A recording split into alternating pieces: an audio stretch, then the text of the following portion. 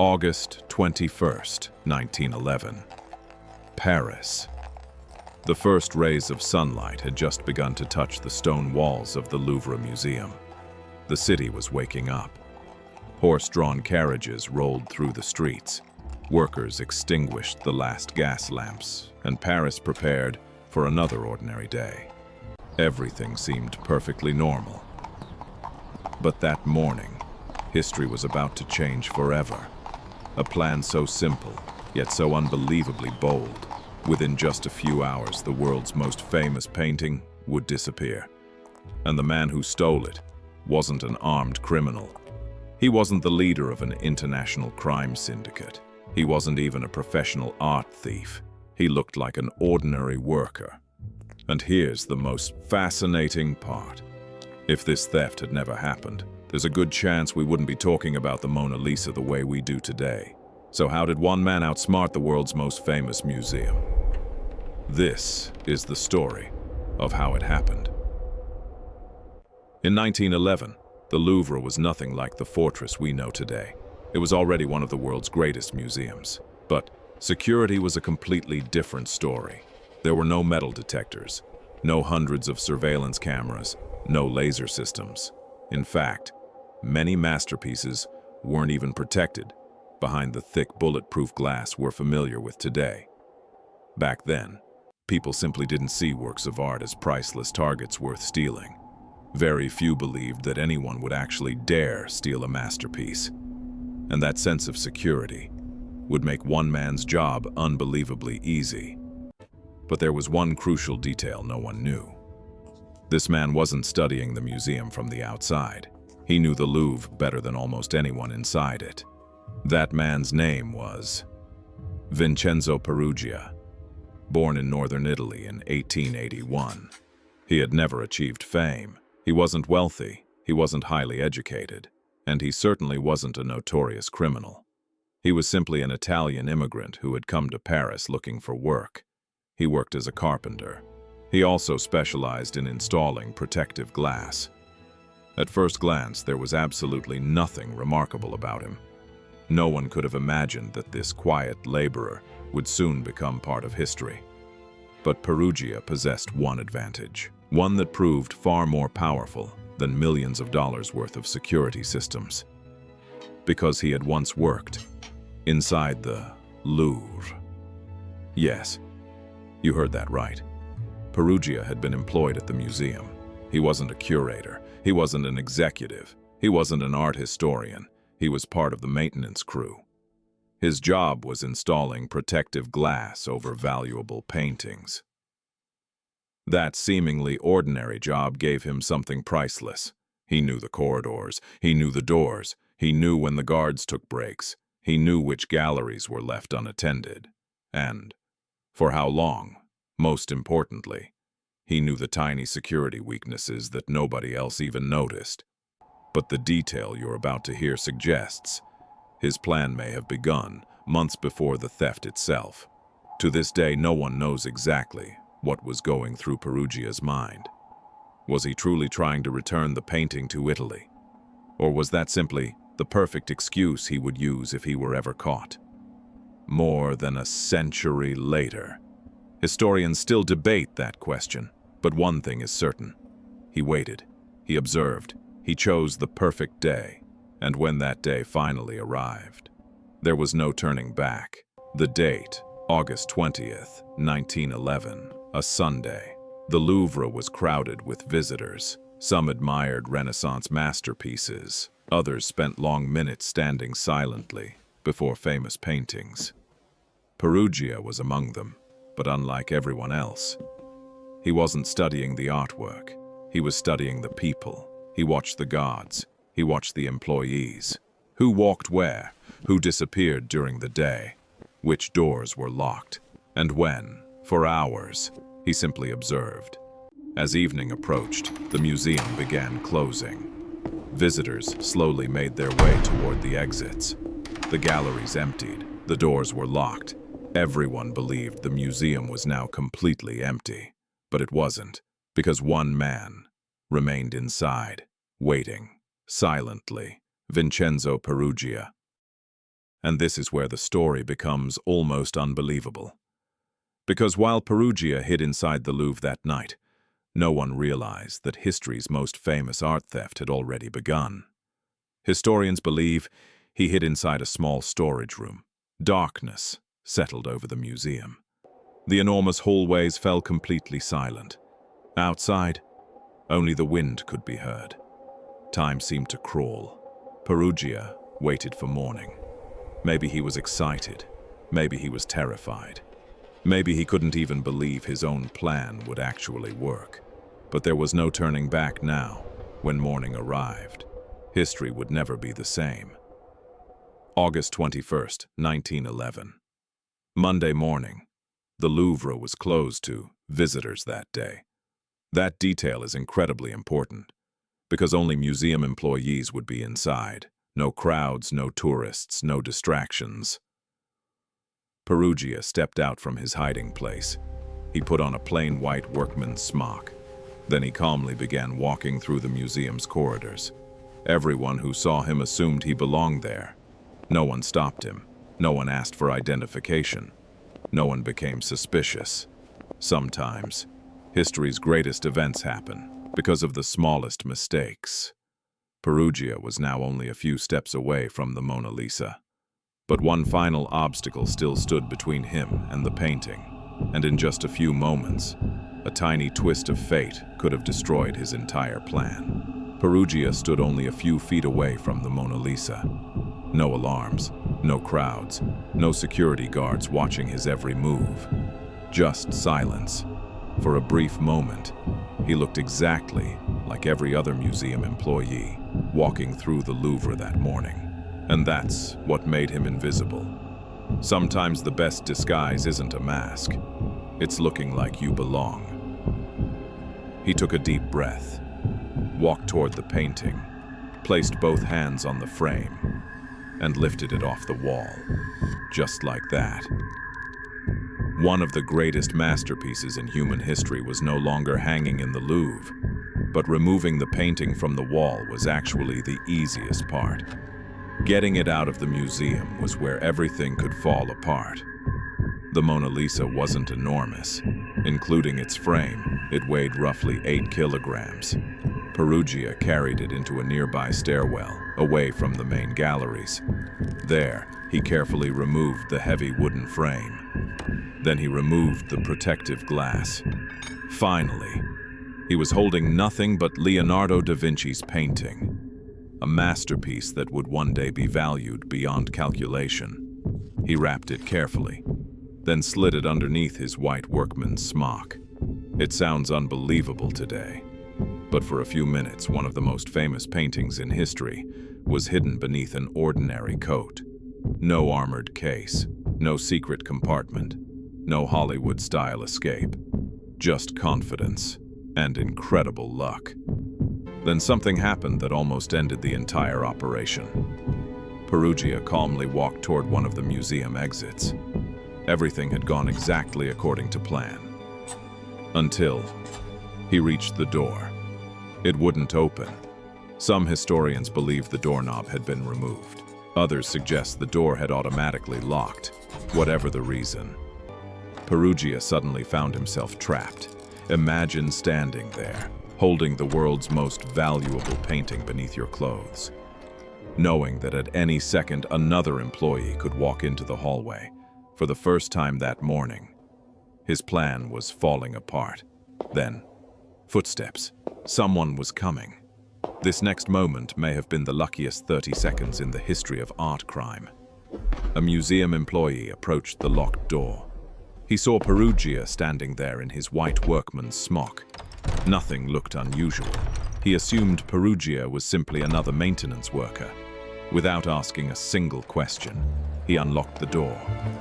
Peruggia nodded, walked outside, and disappeared into the streets of Paris.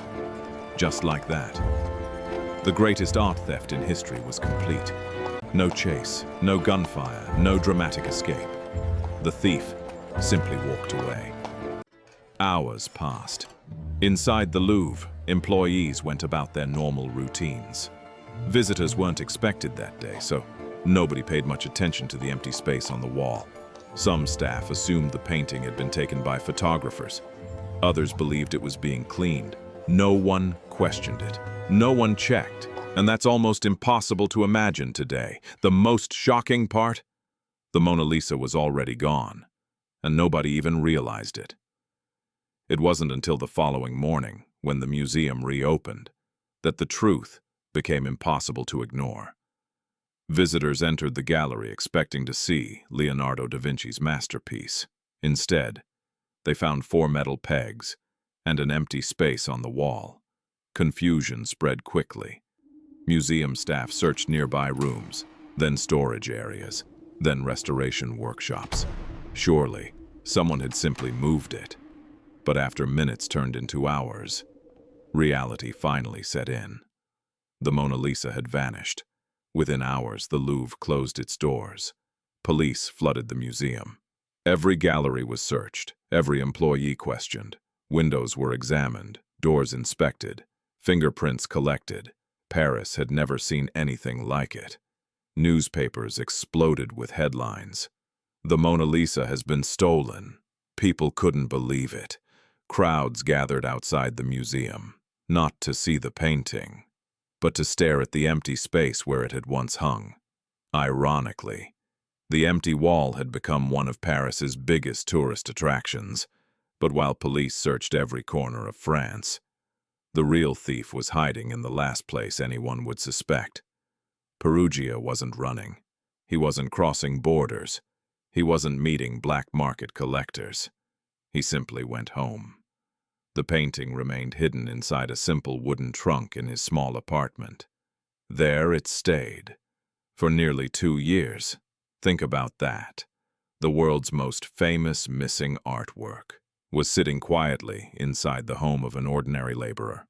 Police searched countless leads, raided properties, interviewed suspects, yet they never searched the one apartment that actually mattered. Sometimes, history isn't changed by brilliant criminals. Sometimes, it's changed by ordinary people who are simply overlooked.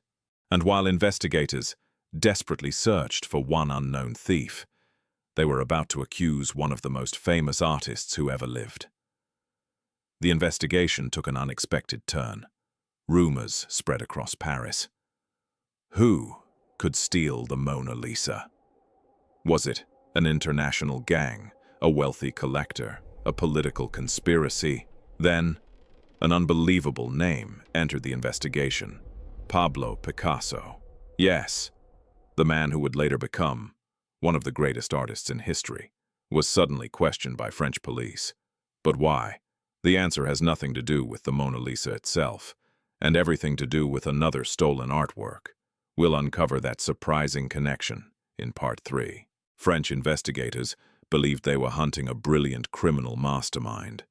Instead, the painting was sitting quietly inside a modest apartment in Paris. For nearly 2 years, Vincenzo Peruggia lived an ordinary life. He worked, he walked the same streets, he spoke with neighbors, and every night just a few feet away from where he slept. The Mona Lisa remained hidden inside a simple wooden trunk. It sounds unbelievable. But sometimes history hides in the most ordinary places. Then, after almost 2 years of complete silence, Peruggia made one decision that changed everything. Late in 1913, Peruggia contacted an art dealer in Florence, Italy. He signed his message with a false name. Inside the letter, he claimed he possessed the missing Mona Lisa. Naturally, the dealer assumed it was a prank. After all, hundreds of fake leads had already wasted the police's time. But something about this letter felt different. Curious, the dealer agreed to meet him. The meeting was arranged at a small hotel in Florence. No police, no journalists, just 2 men and 1 old suitcase. What happened when that suitcase was opened would end the world's greatest art mystery. Peruggia arrived carrying a worn wooden suitcase. He placed it on the table, unlocked the latches, carefully lifted the lid. Inside, wrapped in red cloth, was the Mona Lisa. The dealer froze. He immediately contacted Giovanni Poggi, director of Florence's Uffizi Gallery. Together they examined the painting. The wood panel, the brushwork, the official museum markings on the back. There was no doubt. It was genuine. The world's most famous missing painting had finally been found. But Peruggia had made one fatal mistake. He believed he would be celebrated. Instead, the police were called. Within hours, he was under arrest.